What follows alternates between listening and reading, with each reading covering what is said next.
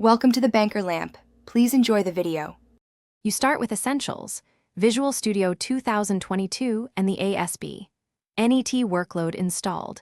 This gives required templates and IIS Express. Once done, make sure the NET SDK version matches the project by checking Global, JSON, or Project Properties. Open the solution file and select the startup project in Solution Explorer so Visual Studio knows what to run. Then pick the Run profile, IIS Express, or Project, because each uses different ports and debugging behaviors. Choose the one suited to your debugging needs.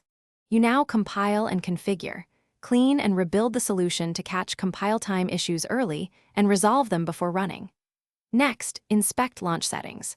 JSON to confirm profiles, ports, and a .NET Core environment. This controls app settings.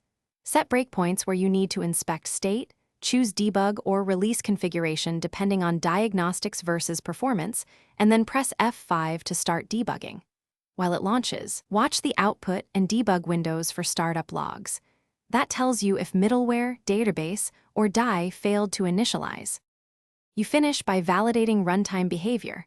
Open the browser to the displayed URL and use the browser console alongside Visual Studio's output to spot runtime errors.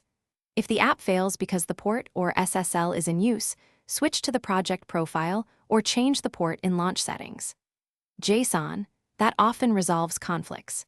If you see package or framework mismatches, restore NuGet packages and update versions in NuGet Manager. One key tip: clear the browser cache and restart Visual Studio when persistent caching or stale builds block progress. Thanks for watching. If this was helpful, leave a like and consider subscribing. See you next time.